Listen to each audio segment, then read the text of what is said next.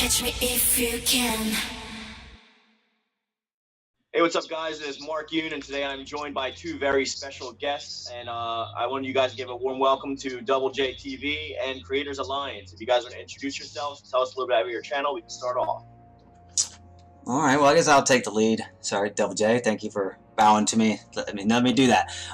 So yeah, I mean, I am Creators Alliance on YouTube. I don't say my name very often. I type it a lot. I don't say it a lot. Guess that was a lie, but yeah, I mean, I just have a channel that is designed to bring people together, bring YouTubers together. It's a little different than most, but have a talk show similar to this podcast, I guess, called Tuber Talk, where small YouTubers come and have their voice heard. And that's it. What about you, Double J? Well, I am Double J, Jeff James. I host videos, and hopefully once YouTube removes my strike, I'll be live streaming. I'm the loudmouth chain smoker that everybody loves to hate. That's all I got. I want to thank both of you guys for doing this with me. Hopefully we can get together semi-regularly and work this podcast out, get the kinks out. And I want to thank everyone that is watching this later on, and please excuse our inexperience in this. We're going to get out the kinks as we go. So I mean, there's a lot of wide topics that we can cover and talk about, but I figure the first thing we can talk about is Joker, since you have a lot of experience with helping smaller creators to branch out and rebrand themselves, so to speak, and connect and network with other people. There's a lot of problems that people have dealing with social media and expanding their own brand, and I wanted to get into a few of those. If you wanted to start us off with one of them. Yeah, I mean, I would say this is a concern. It's kind of the part of trying to create a channel, trying to create a brand, trying to create some internet presence, if you will, that a lot of people have. A lot of people have the problem because promoting. You know, if you have fun filming the videos, if you have fun, you know, you may have fun interacting a little bit, but promoting, you don't know, nobody wants to go around and shove, you know, their brand down people's throats. Nobody wants to be real forceful with that. And where's the line, but you know, too forceful and not enough, and what's promoting? Then you got what? Twitter, Reddit, Facebook, Tumblr, Pinterest. What am I missing? I gotta be missing a couple. Discord, yeah, anything. You know, there's even more. Those are just the most popular ones. And then how do you know each platform is designed differently? Each platform should be promoted differently because you have to consider your audience and what your audience goes to that platform for, which changes for each one, and that's the hard thing. So basically, it's a learning curve for each individual platform. And promoting on social media seems easy. You just type out, "Hey, this is my video. Come watch it." But realistically, that's not even going to hook your friends a lot of the time. So you kind of have to approach it differently, and I think that's the hardest part, is being overwhelmed with, oh no, I know, Double J, you said something to me about it before, like, oh no, is there something else I have to learn? Oh yeah, man. Like, first of all, just to touch on that, I mean, I am probably one of the smallest YouTubers in Joker's circle. Like, I haven't even had 100 subs yet. But right when I started going to his stream, I had maybe 5 to 7 subs. And he is actually really knowledgeable in this, to the point where I never knew, I was never on Twitter, or I still have a hard time with Discord, but I'm learning it. I know nothing about social media, YouTube or nothing. I just wanted to get into it. And like, I've been here since April. And I've learned how to do Twitter. I've learned all kinds of, you know, tips and tricks on thumbnails because of his show. I mean, he's helped me a lot. Now I'm almost up to 100 subs in 2 months. You know, it's been just 2 months, man. And like I said, I don't do anything on my channel, but you know, just a rave anyways. But it's all about getting out there on, like I said, Discord and Twitter, and he's helping monumentally. That it is important. I never knew how important it actually was up until, you know, I met him. Yeah, I wanted to touch on that too for a second. I'm sorry to interrupt you. No, go ahead. Joker, I have a really big problem with this whole lack of empathy when it comes to self-promotion. Like, everybody has to start somewhere, and everybody needs people to follow them in order to get to where they're at. You can say even in entertainment business that you can have the biggest Hollywood celebrity, like let's say like Brad Pitt. If like nobody like put Brad Pitt in his movies, nobody would know about him. But anything that he would do outside of that would be seamless self-promotion and seen as a negative until they're already famous enough where they don't need to do that anyway. That's why I appreciate your channel also, because like you give kind of like the voiceless a voice so we can actually network together and build each other up. But can you talk about a little bit of the stigma surrounding self-promotion on the different various social medias that you've encountered? Yeah, sure. Let's see, hold on. I mean, nobody wants to have content shoved down their throat. And it's all about the approach that you take towards trying to, you know, basically convince somebody that your video, your content, you are worthwhile to them. And it's, for example, you know, like on Reddit, Reddit's a very interesting platform. It's weird. You know, they don't really like self-promotion at all. You have to, they really would prefer you to become part of the community and promote others. You can promote others. They don't mind that as much, a lot of the communities. But then again, you know, you talk about the difference in Twitter and Facebook and all these. Something like Reddit, you're talking about a different culture per subreddit, per group inside Reddit. Each one is owned by admins that run it a certain way with a certain set of rules, and that just becomes a whole nother issue. But so you really have to promote others before yourself on Twitter. I mean, on Reddit. But for like Twitter, I think 85% of the people that use Twitter use it incorrectly. And the way to, and I used to do it for years, and that's to go on Twitter, dump your content onto a tweet, and then leave, and never spend any time on there. Never try to connect with people on there. You have to engage, and engaging doesn't just mean to like and retweet. Now, of course, retweet is a pretty powerful thing. People also think, you know, that on Facebook you should only post a couple times a day. Because people, you know, you listen to spamming people's inbox and whatnot. I mean, newsfeed and whatnot. Twitter's not the same way. You can, you know, they suggest you can post to Twitter 12 to 15 times a day. I probably do more than that. And I still get engagement on all of my tweets. So, you know, that's really the important thing is like, because I've tried to work with a couple people to build their Twitter following, build their Twitter audience, and that was their main concern. They wanted to tweet once a day, twice a day, and expect that to kind of be enough, and so that's, you know, an example of how it's different for different platforms. Now, it's always all about your approach, and this comes to anything. This is the same as social interactions you have with daily with people in your life. You gotta be, first off, you have to be considerate, and you have to take interest in people. You know, nobody wants to.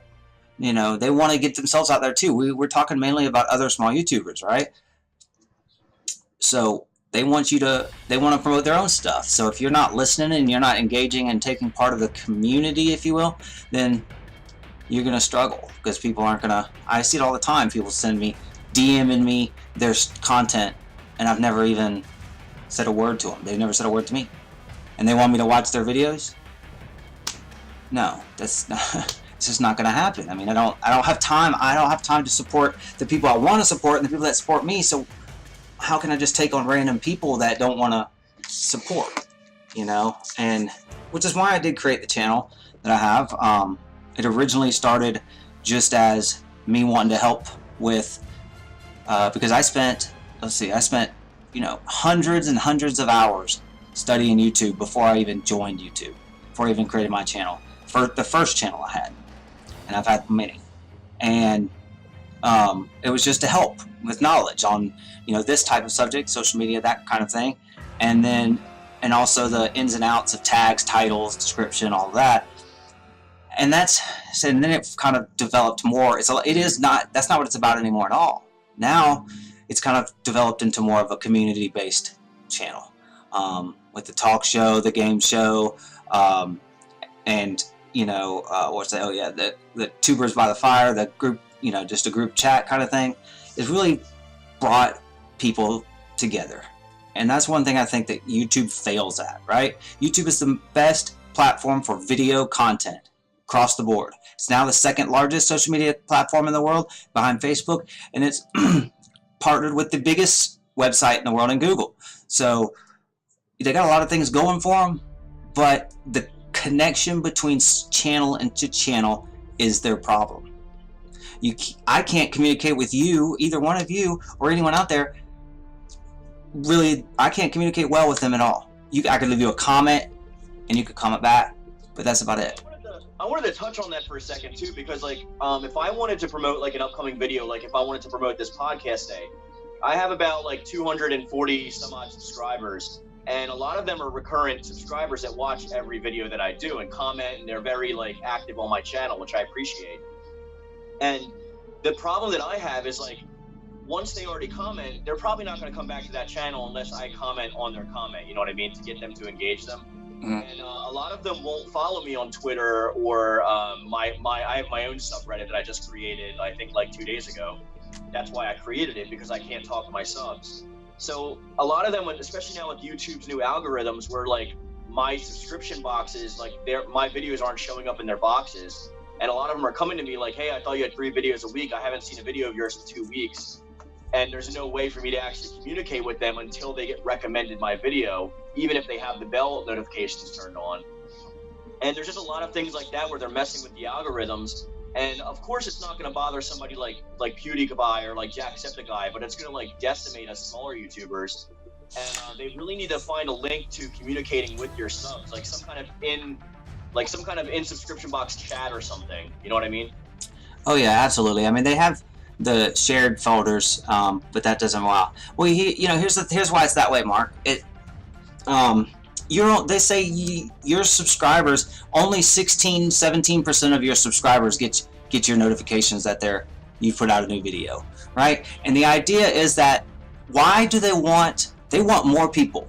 Okay, the number of channels on YouTube has grown by 40% every year. That's compounding, so that's incredible. So they need more and more content. It's why it's moved from once a month to once a week, and now they want it to be daily. Now, are you punished for it not being daily? No, but you are benefit from doing it, from uploading daily, as long as you got good content. But you're only getting 16 to 17% of your subscribers, because why would they want to have your subscribers watch your stuff? That means they're gonna have to pay you more money, and your subscribers are already watching you. So that extra percentage of people goes out, your content gets pushed in front of new people, because if new people follow you and subscribe to you, subscribers, you don't get paid for subscribers. You get paid what? You can't get monetized to 1,000, but you don't get paid per subscriber after that.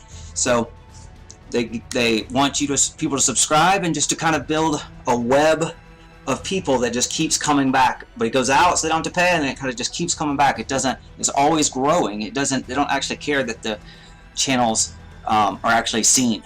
They just care that more people will look and follow the channel.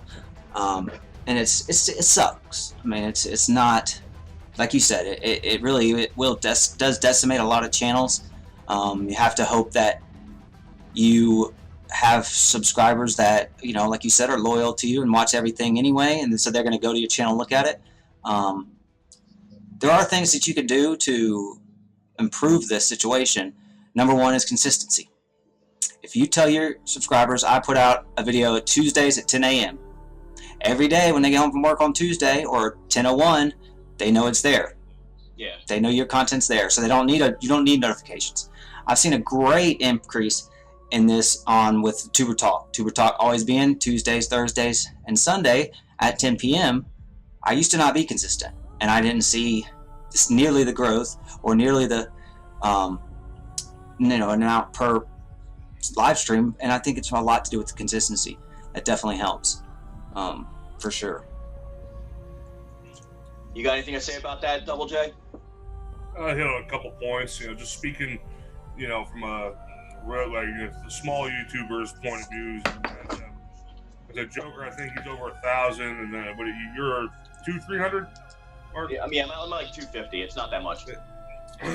Well, speaking from the tiny guy, tiny ant YouTuber, if I didn't, because I'm one of those ones that puts out videos daily, and if I didn't put out videos daily, I would be just like everybody else, just lost in translation. I mean, my subscribers are somewhat active. I got a couple of them.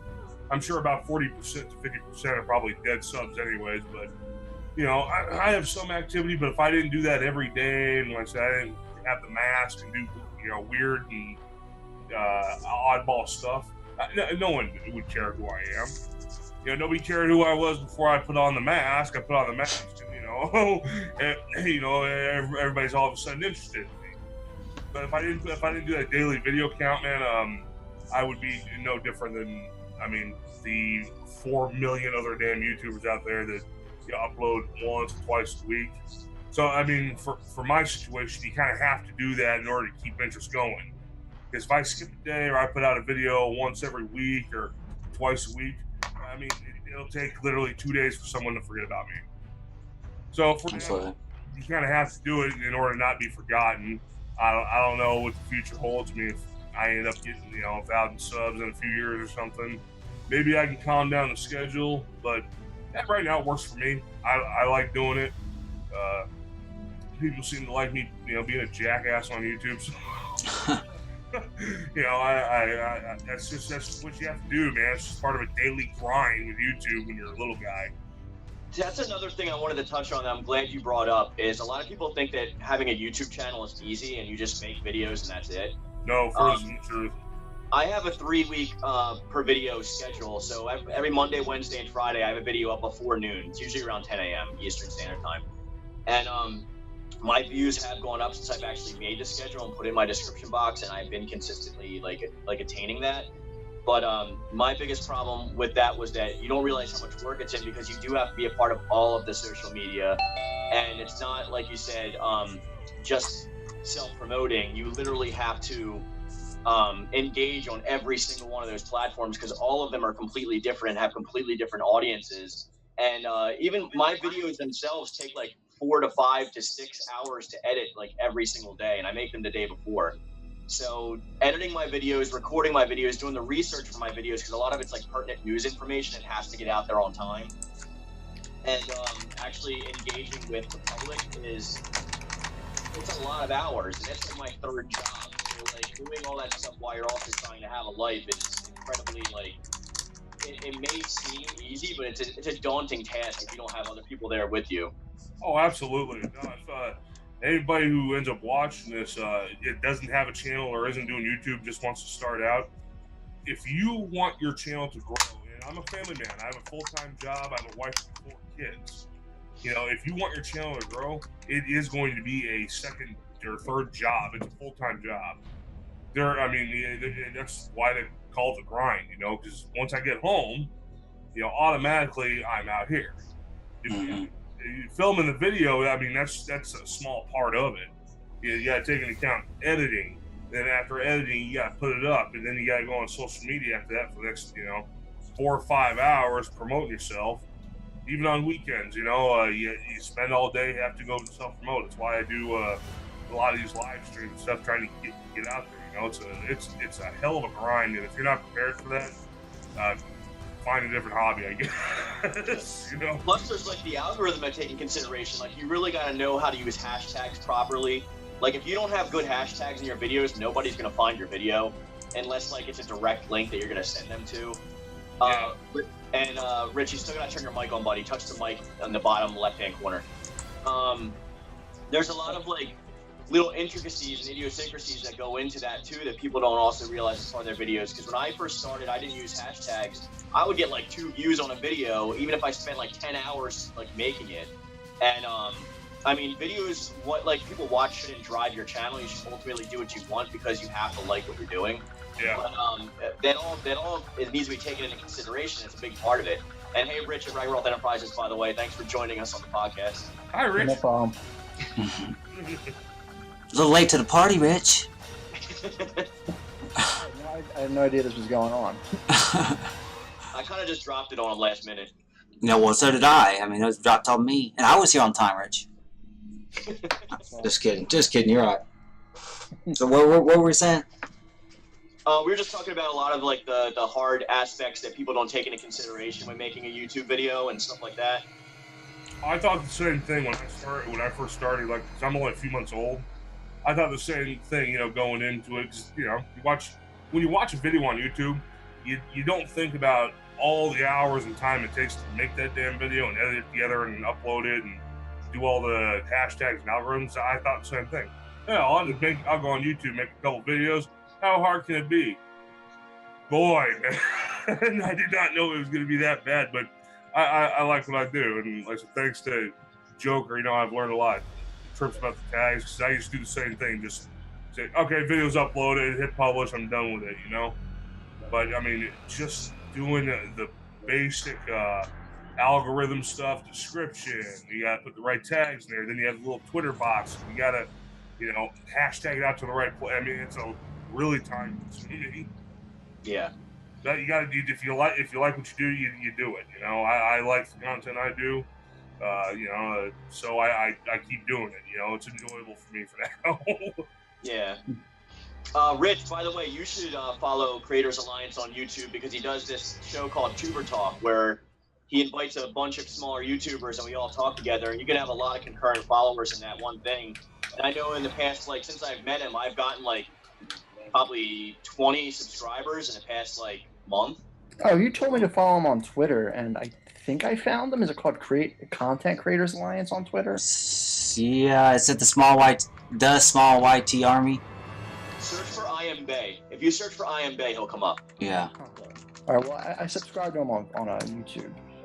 I Am Bay. He does a lot of interactive stuff, Rich, that can help out your channel as well. Me and Rich and I have been on here for about a year, actually. We started our channels around the same time. I started mine in June, and it's been about a year now. Back onto the YouTube. I can't find him on Twitter though. I Am Bay. Search I Am Bay, and he'll come up. Like BAE? BEA. Oh, BEA. Oh, okay. Yeah. I don't know how it's pronounced exactly. I pronounce it I Am a Bia, but I don't know exactly if it's Bay or not. I don't know. Beardo. I Am Beto. So I Am Bia is Bia is it's people that put themselves or put others before themselves and everything always. So that's what it stands for. But I didn't make it up. But it's a good cause. It's a good message. But I think a little later. Yeah. on the subject of same subject we were on, do you use the scheduler? Do you schedule your uploads in advance, and to where you put them out at the same time? I know how to do that, but usually I'm when it comes to scheduling, I'm very like streamlined and strict in my approach. Like if I want something to be up by 10, I make my videos the day before, so I know exactly how much time it's going to encode and then how much time it's going to take to upload. So I usually always have it out before 12, which is what I say on my schedule. I need to do that. Yeah, I would do it, and during one of the peak hours of YouTube, which is probably 9 a.m. something like that, is one of the peak hours, and then you just have the next day's already ready to go upload, and then it'll just do it automatically, and it'll be consistent. It shouldn't take any more time than you already putting into it, but it would just be catching up. Like I would just do 2 videos today, and just already have tomorrow's ready, do it or whatever the next day, Tuesday. I only did that once when I had to go. My daughter graduated college. Mm-hmm. I had to go to that at night, and I'd set it all up so it would publish. But I need to get on the day ahead schedule, because when I get home from work, I film a video, and then depending on what I got going on, if I'm going to the live stream, that'll take up some time. So my videos are uploaded every day, but it's inconsistent times. So I need to work on that. Yeah, I know it's just a Joker, guys. But due to the nature of my channel, it requires a ton of editing, so I can't just film myself and throw it up. Yeah. So that's why I do it a day before, and I try to do it like Monday, Tuesday, and Monday, Wednesday, and Friday. Because for example, this podcast will go up for my Monday video, and so on Tuesday I'll record my Wednesday's video, and just make sure it's ready to go so I can just upload it in the morning time when I wake up. But yeah, I wish I could throw up a video every day, but like I said, with 3 jobs and the nature of my channel, a lot of it's news oriented too, because Rich is a similar channel to mine. Yeah. So if they drop news, let's say that a new character got announced for Soul Calibur, I have to put that out there that minute that I find out that news, because the minute that anyone else gets wind of it, YouTube's already flooded with content, and it's going to get filtered back to the most popular down to the lowest. So yeah, he's trying to do it the day of. Yeah, and my videos, I mean, I try to do mine within 15 minutes of it coming out, but mine, like, my video will usually show up next to somebody that's pretty big, like Dynasty or something, but if I wait, like, a day or do it that day later on, then, like, the PewDiePies and the Markipliers and, like, all them people are going to round out my video. Forget about it. Yeah. But you can't, on that note, I mean, you can't sacrifice quality for speed, for quantity. So how do you balance that? Well, I have presets in my Adobe Premiere based on what kind of video I'm doing. So since I've already pre-edited them pretty much, I can slap on the video and just edit out the parts I don't want. And since I already have it pretty much set up and ready to go, I could just throw on whatever music I want and the video is ready to go with those kind of videos. Now my other ones, like my series videos, they take a lot longer, like 6 to 8 hours to do. Like my series I just did this week was like all of the stages from every Soul Calibur game, from Soul Edge up through Soul Calibur 5. And that like was a description for all of them, every stage, and it took a lot of work and time and planning. But if a character trailer drops, you know, I know Rich does reactions to them. I just like put the trailer in my video, like in a top hand corner with some music, and I talk about it a few minutes, and then the video is done. Because people only want to see that trailer, and the first people that have it are going to be the ones that get the views. Just from what I've noticed when I'm doing this type of content, I'm sure it's different for other types of content, but like video game news is like super imperative to get it out. Like for me, the second that you do, because there's people that are like Maximilian Dude and stuff like that. They'll get their videos out within an hour, and they'll get the views first, and nobody will care about your stuff anymore. Especially the Dragon Ball stuff. Oh, Dragon Ball stuff, forget it. My channel started as a Dragon Ball channel. My Dragon Ball videos, as much effort as I put into them, get like 50 views. And my other stuff goes like between like 1,000 and 2,000 views on a video. So like, I can't even like, I was talking about this with Joker before, like he was saying I should just do it because in the future, whenever I do get the subs, they're going to backtrack and like all their views are going to leak onto my old videos anyway. But a lot of it has to do with news stuff. Like there's a new series just got announced that's like kind of like an OVA type deal for Dragon Ball called Dragon Ball Heroes, and it's based on the Zero Mission games. And if I didn't like put that video up when I did, there's already that like established group of Dragon Ball YouTubers like Ep.001 and Rhymestyle and other people. And like you won't get the view after that because like all the news will be old. Funny you also mention that. That's actually how my channel started, doing like movie news and game news. But it never went anywhere because by the time my video came out, it was like 10 o'clock West Coast time. So I mean, yeah, by that time nobody gives a crap anymore, you know. Yeah. But when I started doing the story time, just talking about stories from my history or my family's history, just stuff in the past, that's all mine. That's new content no one's ever heard of before. So well, that's why I wanted to start this podcast. Yeah, hopefully the podcast could be like a more casual and fun experience for people, and bring in some viewers to our channels that wouldn't watch us for, you know, the Soul Calibur stuff or like the specific Your History stuff or, you know, communicating with other YouTubers stuff. We can kind of just bring in a fresh new audience. Well, yeah, because it's all new content. Channel. It's original. It's all you. It's all you got. It's all you. You know, nobody else can do it. Unlike, you know, the news or like I said, Soul Calibur or Dragon Ball Z, where 900 million people are covering that damn thing. So you got to be quick on the button to get that out. Or have special information. Yeah. Yeah, or all you know. Yeah, I mean, my only thing about it would be that, you know, if you can do it without doing those things, without being the fastest, because if you're really good, then you can afford to be a little bit slower, right? But you can't be too slow. I understand that you can't be the next day or you can't be a week from now. I get that. But if you are really good at what you do and you're attracting people because of you, not necessarily because of the content, or you attract them because of the content, but then they chose you over someone else because of you, then if you're doing it right, you got to make sure that you're putting out quality content before speed.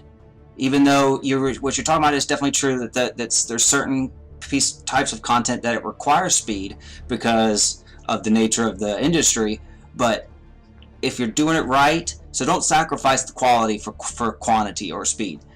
Is all I would say. But finding the balance, I guess, is the struggle. I mean, that's also subjective, right? I mean, like, I've watched. There's a lot of popular YouTubers that I can tell put way less effort into their videos, and they get the views because most of their subscribers watch them for their personality and not the particular news that they're talking about. They can slack off a little bit, I guess. I mean, they probably lose subscribers all the time because I've stopped subscribing to famous YouTubers because their content gets whack after a while. But it's hard to deal with people's subjective opinions too. Like, I'll have some people in my inbox saying, my video, thanks for working so hard. I see all the hard work you're putting into it. We really appreciate it. And then I'll have some other jag off on Reddit saying, like, your video sucks. Like, I'd rather just scroll through Wiki with music if, like, that's what you're going to do. You know what I mean? So it's like, you kind of can't please everybody anyway. That's why I say you just got to please yourself. Do it like you're not making money, like no one's ever going to watch your video, like nobody cares. And like, I think that'll be the most important when you're going to actually succeed, like to myself personally. Yeah, if you're putting out content you don't like, eventually you're just gonna crap out on it and not do it. You gotta be able to. Yeah. And you don't want to mold to people. If you do that, you're trying to set. You get comments like that, negative comments, or you get positive comments, and so you're trying to not do the negative, do the positive. You're gonna end up. You're still focusing on a small minority. You could be smoking on a small minority, and it's going to end up affecting just your whole approach towards your videos. If you do the way that you want to do it, then your vision, your focus will stay the same direction, if that makes sense. Boxes off. Yeah. And then, because then what you're going to end up doing, and I've been guilty of it, is you're going to end up going this way, and then this way, and then, because you can't satisfy everybody, like you said. It's gotten to a point now where, like, and if any of my subscribers that watch me for Soul Calibur are watching this, I'm sorry in advance. I like to be surprised with games, right? And as a gaming channel now, I have to know every single piece of pertinent information as it comes out, to where I'm so spoiled for the game itself that my hype has slowly died down. So I still try to have enthusiasm and vigor when it comes to my videos, but I get requests all the time to do these intensive, like labor-intensified videos. Like, Rich, you saw how much work I put into the Stages one, right? Yeah. I just got a request from a couple of my subscribers. They want to see a video of me doing every costume of every character from every Soul Calibur game. I'm like, are you kidding me? Like, the editing that's going to take, it's literally going to be like 4 40-minute videos if I do that. And each one's going to take hours and hours to edit because, each PNG file needs to be adjusted for opacity and outer glow and inner shadow, posted on top of an opaque background with music. Like, there's a lot that goes into it. That's crazy. Rich, what about you? Have you found any troubles in starting up your channel? Because we haven't heard from you yet, and I want to get your voice out there as well. I mean, I probably have like probably the lowest amount of subscribers and views out of you guys. Well, I know at least you, Mark. I'm not familiar with the other two guys. Sorry. I mean, it's like slowly growing. It's just like it's just such a crawl, as we talked about before. I noticed like certain videos do better than others. Like I noticed my Mortal Kombat videos did pretty good. Soul Calibur videos do decently. BlazBlue Cross Tag Battles do decently. It just like I feel like there's other things I want to talk about that like just sometimes might not even break 100 views. And I feel like getting subscribers is I think the toughest part. Absolutely. If you want my personal opinion, I think it explodes. So right now we're all like basically at the crawling stage because people value your channel based on how many subs you have. And I mean that by like, if I do a video about Soul Calibur and Maximilian Dude does a video about Soul Calibur, and they see in those little YouTube numbers when they click on the boxes right next to each other that I have 200 subs and he's got 50,000, which video are they going to click on? Which video would you click on? Exactly. You know what I mean? Like more subs, even though it's not true, we have this kind of misconception that it leads to better information, like better pertinent data, some kind of inside source. But I think once you get to like that certain what would you say, Joe? For like 5,000, it's going to blow up because clicking on you just based on mob mentality. I would say that's a factor. Here's the thing, Rich. The YouTube has basically come out and said, not necessarily officially, but they've said that's the only thing they don't know. The only thing that YouTube doesn't know is why people subscribe, because people subscribe for so many different reasons. I'm a habitual subscriber. I subscribe to every video I've ever watched, probably. There's a rule now and sometimes I don't always follow it, where if I find myself watching and enjoying at least 3 videos by someone. I was in Roberto Blake's live stream the other day, or it was actually a few weeks ago, and he asked that question: how many videos have you watched before you subscribed? And I was shocked. I mean, there's people that would put 20 videos. People put, the average was about six videos. I don't wait more than 2 or 3. If I feel like if I'm gonna watch that third one, then that's pretty good, you know. But that is hard, Mark. There's no doubt that getting subscribers is difficult. And that's why it's so important to make sure that you have all your ducks in a row before your video goes public. Because once it goes public, it's the first 48 hours that are the most beneficial to hitting the algorithm. You need, because they're gonna push your video. You post it, let's say 10 a.m. They're gonna push it out to X amount of people, 25 people. They're gonna get an impression, which just means that it's gonna go across their eyes, that they're gonna see your thumbnail. And then as your click, they just came out and said this, that the two most important analytics one of them is the click-through rate percentage. And that means that if you get an impression, it came across someone's eyes, what's the percentage of those people to actually click on it? I saw mine at 4.9%, so it's a 5%. I'm still a little confused on what is good and what is not. But the point is, if you get the higher that click-through rate is, in the first 6 is the most important. 12, 18, 24. Every time it adds up all the way to 48. It goes less and less, but at 48 they pretty much say you're dead. Your video's dead. If it gets 10 views in 48 hours, your video's dead. If your click-through rate's 1%, it's dead. They're not going to push it out anymore. Now there are reasons why you can re-enter the algorithm if you make adjustments onto your video, or if it's a popular video, it can actually start to decrease in viewership, and then they'll send it right back through and it'll go up again. But fighting the algorithm is a daily struggle. I mean, there's so much into it, and the most, just got to make sure, you're talking about it too. And my industry, when I was doing the channel before, was not about speed and putting it out. Oh, this trailer came out, I got to push it out. But at the same time, I'm sure Double J, you even see this, there's a pressure to do it every day, to do it faster, to do it more, to do it better. And that becomes a daily struggle to find the balance with life. And especially for you, man, because you're nothing but live streams and going live. And like many times, a lot of those times you'll either have guests don't show up, or some sort of audio or visual problem. So for you, I get the struggle of having to just keep pumping that out. 4 times a week now. Yeah.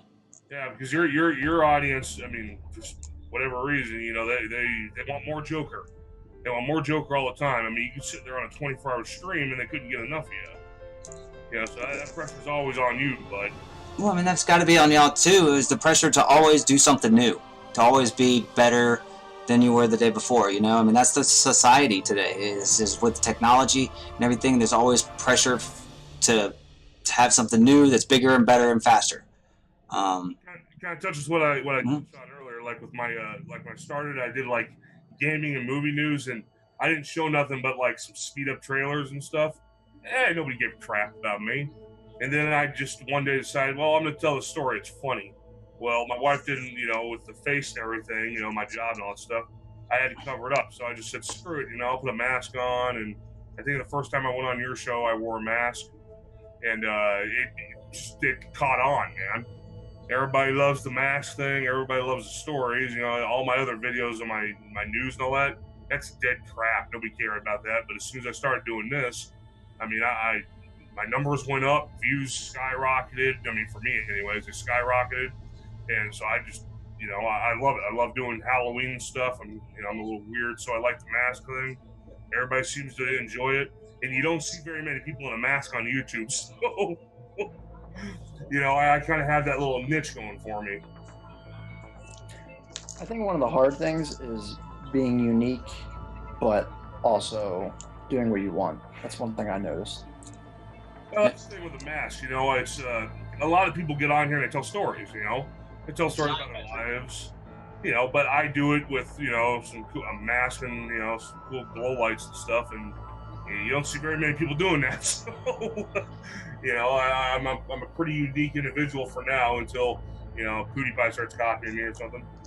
Yeah.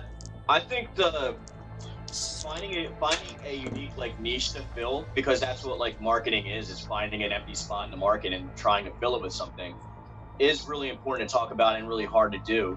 For as someone like me or Rich, like, I mean, Joker, you got the persona of Joker going on, so that's kind of like your thing too. I've always like used my name, like even when I'm like creating video game characters, like I create myself. If I put myself in a comic book, I put myself in I don't know if that's self-confidence or narcissism, but I just always use my own self. I've never built a persona. But to the untrained eye or to somebody who doesn't know me, I'm just like another like white dude, like, you know what I mean? Like, Yeah. Yeah. So it's hard to get around that. It's obviously not impossible to market yourself, to brand you as you. I think it kind of depends on who you are and how comfortable you are with yourself. I mean, I attached myself on the first channel to the Joker for many reasons. I mean, there's many reasons why you want to attach yourself to an image. It's already a known image. It's the color scheme, all, you know, purple and green are attached. People recognize that. It also allowed me to be a character beyond myself. So I could be this character on some videos, and then I could also be myself on other ones, but yet there was never a misunderstanding of who I actually was, because I was the character when I was the character. And I think it's the same for you, Double J. You wear the mask, it's glow in the dark, it's mysterious, it's different, it you know, it intrigues people just to know the man behind the mask. I mean, that's it, man. It's just like I've talked to you, Joker, like personally, without, you know, being characters and stuff. You know, Mm-hmm. This is more like my natural personality. When I get on, you know, my videos, or I do, you know, live streams where I'm expected to, you know, be, you know, Double J Jeff James. It's just my natural personality cranked up to 11. You know. Yeah. But, I mean, you know, it's a character. You know, it's my natural personality is in there, but Double J is just it's a character I just crank up to 11. I think the opposite goes for me. Like, I crank my personality down, especially to someone like Rich, who I've known for a good number of years now, and I hang out with him in life like a lot. Even though we live in different states now, we still find it like 2-3 times a year we get together. He's coming up here this month to hang out. He knows my real personality, and I'm not that calm-hearted as I seem, like in my videos and stuff. Like like even yesterday when we were starting to talk about like getting into like some kind of like intellectual kind of things, like I tone that down crazily on a video because I don't want to seem like a narcissist, and I don't want people to think that I know everything. So like a conversation that I have with like Rich would be 100 times like way more out there than something I would have like on yesterday with dealing with different personalities, and I'm not sure how to gauge like a room or something like that, because like if I wanted to talk about what I actually wanted to talk about, it would be stuff like science, for one, because I love biology and I like anthropology. I'm huge into like religion and politics and like social issues and stuff like that on the anti side, not the SJW side, don't worry. But a lot of those things are very divisive that like would immediately split my viewers down the middle, you know, immediately ostracize half of them, and that's like not my goal or what I want to do. So I ended up being like, well, what do I like that like I can talk about on a daily basis that like people will still come for, and that's when the video game thing started happening. But I mean, that's another reason why I wanted to start a podcast, because I feel like if it becomes successful, we can make it its own channel, so it grows its own viewer base with different guests, and we can talk about whatever we want, but it won't be assimilated or associated with our individual channels, so that we won't ostracize our own groups, you know? Oh yeah, that's what I do on my channel. Man, I got 2 rules: I stay away from religion, and I stay away from politics. That's the 2 things. Those right are my 2 favorite things to talk about, man. I know, but those are 2 things that it's split it right down the middle. You'll have half your subscribers take off on you, and the other half waving rebel flags. You know. And I think I'm basically like the same. I mean, I guess maybe a little toned down than I normally am. No, it depends. You're pretty crank easy. it up. see, I try not to be at all. You know, I used to amp it up, I guess, for my other channel. I would amp it up for the character and whatnot, and joke, especially for Joker trivia, was something else. And I think that's a struggle. You got to find a balance between not trying to because being yourself is the easiest, right? It comes naturally to you. So to try to create that character and keep a consistent character is not easy. And I don't know. So you want it to be close enough to you to not. But that's a common question I get, Mark. Is very common question when I ask YouTubers what's going on their channel and stuff. It's, should I create another channel, or should I want to change my content? Should I create another channel and post the content there, or should I just continue to add another genre of content onto my channel now that I have? And there's no good answer to that question. I want to thank everybody for taking the time to watch this podcast. I know it was a long one, and I appreciate every minute that you spent here. Also, I'd like you guys to make sure you go check out these awesome creators that I collabed with today. You can find them at Creators Alliance, Double J TV, and Ragiroth Enterprises. And links to their channels will all be in the description box down below, so be sure to stop by and give them a holler and tell them I sent you. Alright guys, that's going to be the video for today. And as always, stay powered up. Peace.